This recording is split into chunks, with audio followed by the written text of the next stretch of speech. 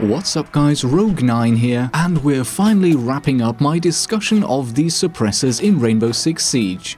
I've talked a lot about the damage reduction that various weapons experience once they attach to the suppressor, link to those videos at the end in case you haven't seen them yet, and in this video I'm finally going to get to weigh up the advantages and the disadvantages of the suppressor, as well as discuss the most appropriate usage scenarios.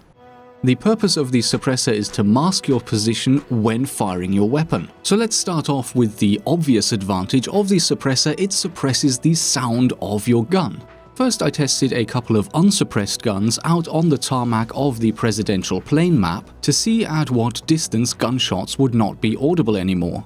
The sound of the pistol shots disappeared at a distance well beyond 100 meters, almost the entire length of the map, and for rifles, I was unable to actually get to a distance where the shots became inaudible simply because the map was too short. So the first conclusion we can draw here basically is that if your weapon is unsuppressed, pretty much everyone on the entire map is going to hear you shoot. And I found out something else that was quite interesting here. Now, last week I found out that shotguns actually have a maximum range of 40 meters.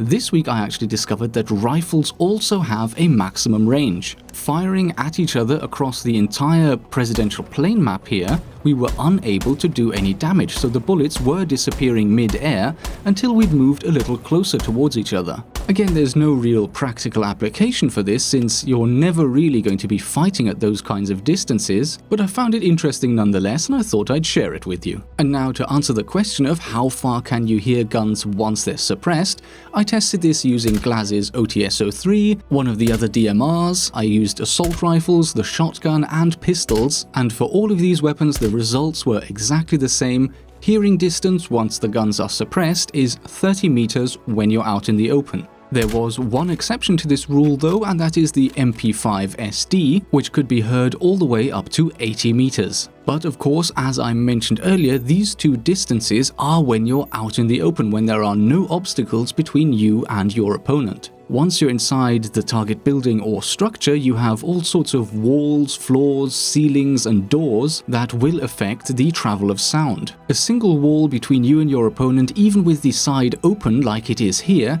can reduce the hearing distance from 30 meters down to 25 for all standard suppressed weapons. Once you add more obstacles and you're more enclosed rather than having an opening at the side, this distance can drop even further. Here's an example where I have the opponent firing behind a closed door and behind a further wall, and in this instance I was only just about able to hear the shots once I got to around 17 meters distance. From this we can conclude, I think, that anytime an enemy has a clear sight line to you, they're almost always going to be able to hear you shooting, because 30 meters is quite a long way. Once your opponents are a couple of rooms away and you've got a good number of walls in between you, they are far less likely to hear you. One really important factor to keep in mind though before we move on is that when it comes to enemies hearing you shooting, this only goes for enemies that you're not currently engaged with. Once you start shooting at an enemy, they will actually be able to hear the bullets fly past them, so even though the sound of your gunshots is suppressed, the sound of being under fire is actually very loud. And once you start hitting that enemy, the sound of the bullet strikes is even louder. This is so loud, in fact, that there is almost no difference in being hit by a suppressed weapon versus an unsuppressed weapon. Nevertheless, there is one more small advantage when you're firing a suppressed weapon at an enemy. Normally, when you come under fire in Rainbow Six Siege, there is a threat indicator that appears on the screen in form of a white arrow, which shows you which direction the bullets are coming from. If you're being shot at by a suppressed weapon, you will not have that threat indicator, which in some circumstances might make it more difficult to evade your enemy. Once again though, once you start getting hit, you do still receive hit indicators, which is the red arrow, which will then negate the advantage of using the suppressor and will allow the player under fire to react. Although of course, once a player comes under fire and starts getting hit, it's usually already too late for any kind of reaction. Another well-known advantage of the suppressor is that it hides your bullet trails. Again, this is not as important really to hide your position from the person you're shooting at, since the only thing he or she should be seeing is their life flash in front of their eyes one last time. But of course the bullet trails could be seen by other enemies, which could use that information to guess your position. Completely hiding the bullet trails would be an additional advantage of the suppressor, but when I went to test this, I found that things are not as simple as you might expect. The first thing I noticed is that for every muzzle attachment that isn't the suppressor, it's only ever the first shot of a burst that has a bullet trail. When you attach the suppressor though, every bullet has a bullet trail, but those bullet trails are far less visible, even at close range. And once you start moving back a little bit, they do become almost impossible to see. So the advantage isn't really that you don't have bullet trails, it's just that they're harder to see, especially once you get a little further away. Or that's what it seems like, at least to me. I mean, I tested some weapons and I found it very hard to see the bullet trail, but as you can see with the 416 here, the bullet trails are very consistent. One final advantage of the suppressor is that it completely eliminates the muzzle flash and also greatly reduces the amount of smoke emitted by your gun while firing. This can once again help mask your position, but beyond that it also helps you track your targets more easily when you're shooting your gun at a high rate of fire. As you can see in this comparison here, the muzzle flash by all attachments, even including the flash hider, can be somewhat distracting. Well, when I say all attachments, I mean all attachments except for the suppressor, because this one does a great job at keeping your sight picture clear. So to summarize, yes, there are a number of advantages to the suppressor that help mask your position, but in addition to the damage reduction which I've already discussed in previous videos, there are also a number of smaller disadvantages. First of all, it's far more expensive to unlock compared to all of the other muzzle attachments.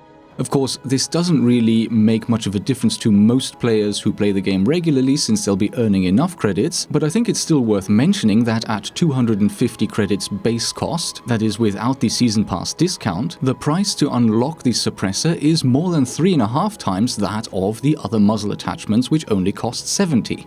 In addition to this, the size of the suppressor is also a disadvantage. Similar to the extended barrel, the suppressor actually sticks out quite a long way in front of your rifle, which can give away your position in certain circumstances. And last but not least, there's also the disadvantage that the suppressor does not do anything for you in terms of recoil mitigation. And especially when it comes to weapons that are hard to control, like for instance Buck's C8 SFW, not having the recoil management advantage of one of the other muzzle attachments can make the gun very difficult to use effectively.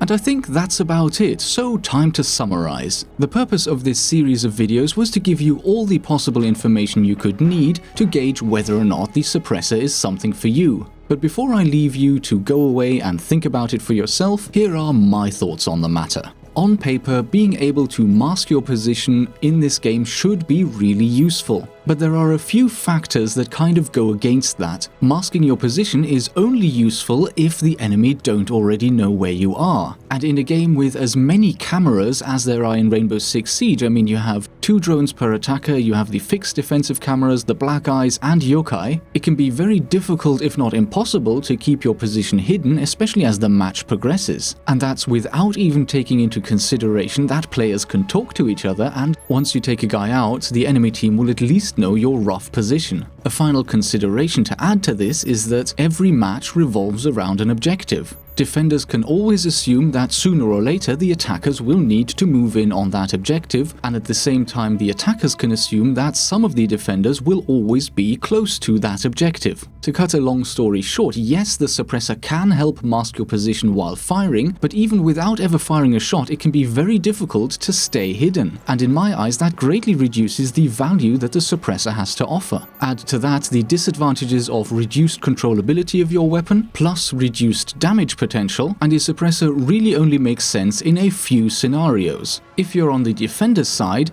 attaching a suppressor while you're playing on or close to the objective is kind of pointless. The enemy will be expecting you in this area. No, as a defender, the suppressor makes far more sense if you're playing it while roaming away from the objective. And here a light or maybe medium armor operator would be your best choice, and I think Jaeger, probably with a suppressed 416, could well be top of the list of viable choices. Alternatively, the SMG-11 also suppresses quite well in terms of the damage reduction at least, and so smoke with this as a suppressed secondary could still be a great roamer while carrying an unsuppressed main weapon to be used once he's compromised or to use in the later stages of the match when gameplay moves closer to the objectives. When it comes to using suppressors on the attacking side, the best role for this is probably as an outdoor sniper. The DMRs such as the 417, the OTS-03 and the Kamas are some of the best weapons to suppress due to their favorable damage reduction. Once you start pushing closer to the objective, again the role of the suppressor becomes less valuable, since by this time the defenders will probably already have a very good idea where you're pushing from. So I think apart from suppressing the DMRs, probably the next most useful strategy is to suppress your sidearm, and the main reason there is to be able to take out the defender's gadgets without necessarily having to give away your position. And of course the obvious operator to choose for this role would be the gadget hunter herself, IQ.